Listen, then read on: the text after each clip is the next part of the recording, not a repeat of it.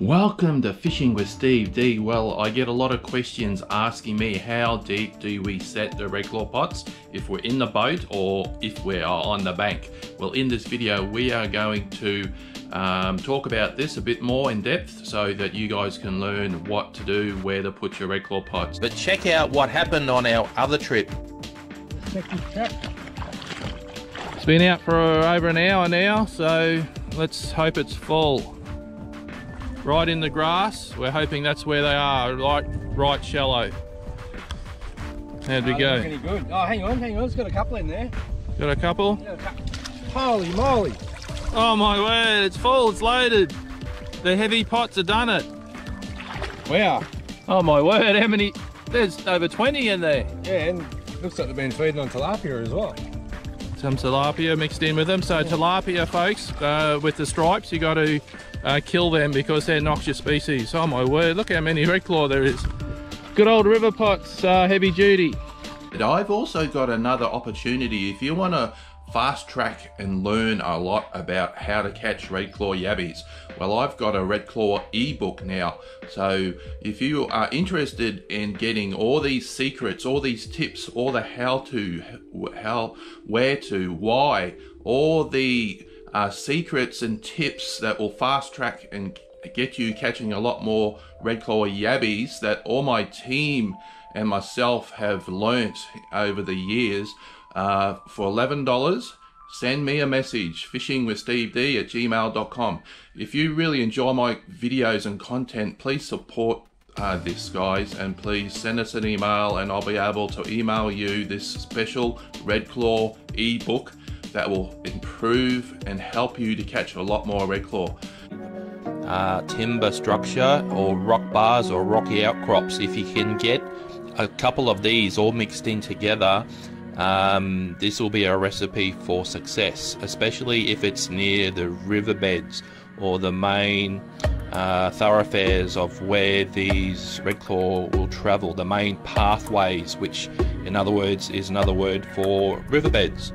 If you can find the main structures near these areas, you will clean up with catching redclaw.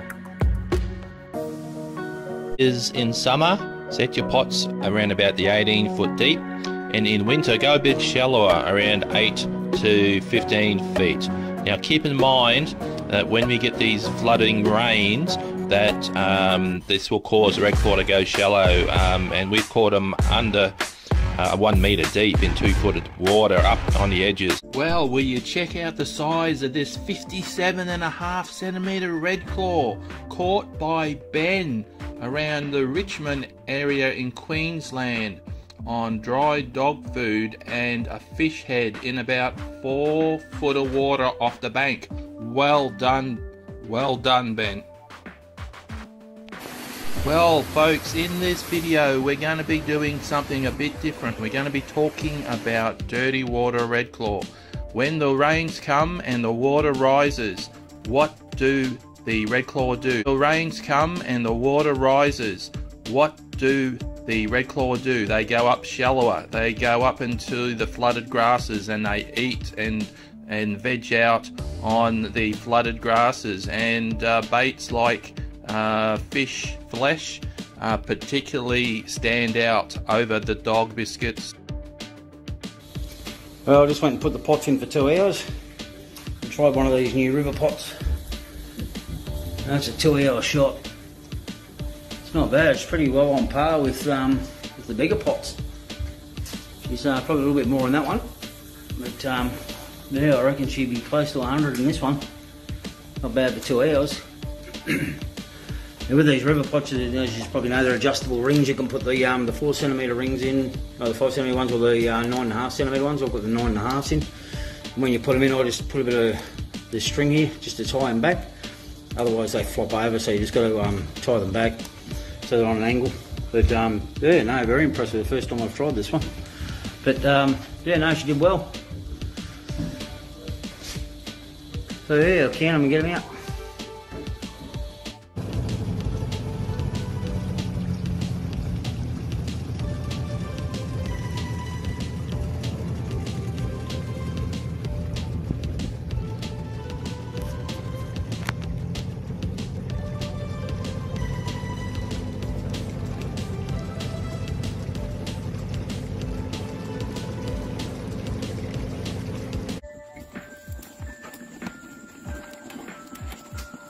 top. Good haul for the night. Towards the end of 2021, we saw Queensland Fisheries change the rules. So in the green here on the east side of the Great Dividing Range line, if you're red clawing in the rivers, freshwater non-tidal rivers, you're only advised to use up to 5 centimetre rings in your funnel traps because of the platypus. This was one of the big changes, but on the west side of the range you can use up to 10 centimetres in the freshwater rivers and lakes. Make sure you check out my videos where I'll go into it in a lot more depth. However, if you're on the east side of the range, you can actually use up to 10 centimetre rings on all lakes and dams on the east side of the range. This is last night's effort.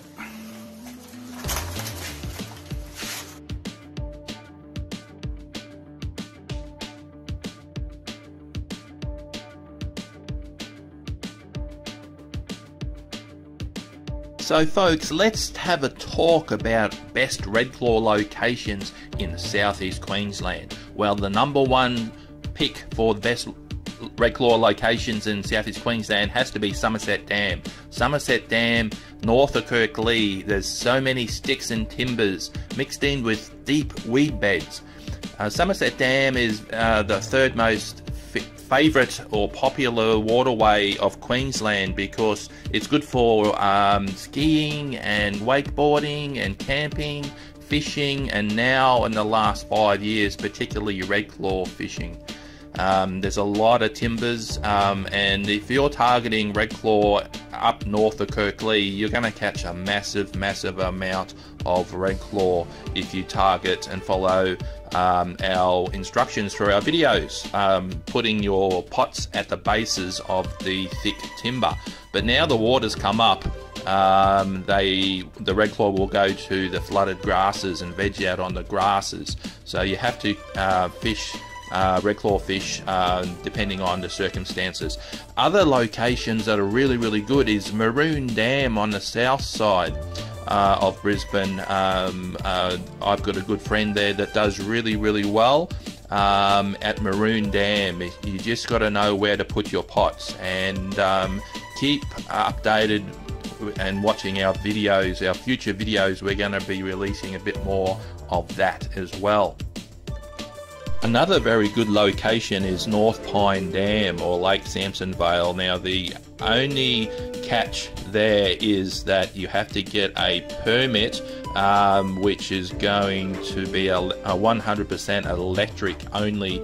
You cannot leave your outboard on your boat. It has to be a 100% electric boat only. So that's the only downside, but they have got a lot of red claw in there as well. Wivenhoe, Lake Wivenhoe next to Somerset has also got some good numbers of red claw in there. Not as many as Somerset, but it is still worth a try because it's a 6-knot zone, so you have to have an outboard that is a direct injection or a 4-stroke, and you're only allowed to go 6 knots. So you can get away from all the skiers and all the wakeboarders that put up washers up to 1 metre. So that's another good option. Another good location if you're a bit more north is Barumba Dam. Barumba Dam have got some really good red claw in there as well. I've spoken to a customer last week that she and her best friend, they go up and catch a lot of red claw at Barumba Dam. Well, I just went and put the pots in for 2 hours and tried one of these new river pots. And that's a 2-hour shot. It's not bad, it's pretty well on par with the bigger pots. She's probably a little bit more in that one, but yeah, I reckon she'd be close to 100 in this one. Not bad for 2 hours. And with these river pots, as you probably know, they're adjustable rings. You can put the 4cm rings in, or the 5cm ones, or the 9.5cm ones. I'll put the 9.5s in. And when you put them in, I just put a bit of this string here just to tie them back. Otherwise they flop over, so you just got to tie them back so they're on an angle. But yeah, no, very impressed with the first time I've tried this one. But yeah, no, she did well. So yeah, I'll count them and get them out.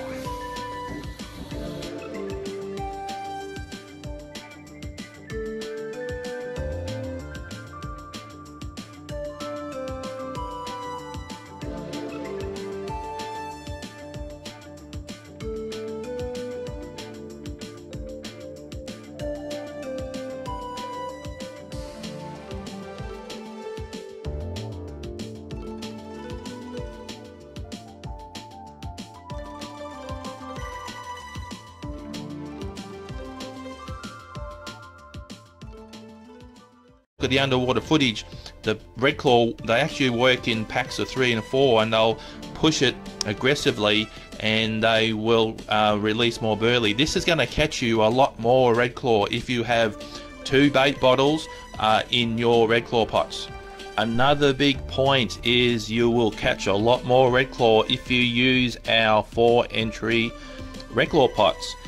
Stay tuned as we are doing extensive testing on different color mesh, and we're finding some very interesting points. I will be releasing that in future videos. So by having a 4-entry, one of our 4-entry heavy duty river pots, you will catch a lot more redclaw. Because if you think about it, more entries equals more redclaw walking into your 4-entry redclaw pots. So it's an easy way to catch more by using a 4-entry redclaw pot. Another good point is to be redclaw fishing around the full moons and around the new moons. You will catch a lot more as well. And if you're redclawing, the biggest tip that I could give you is to go where not many people go, because if you go to a local waterway that has 1,000 people competing to catch the very same redclaw, if you go elsewhere where no one else is, it's going to be better for you.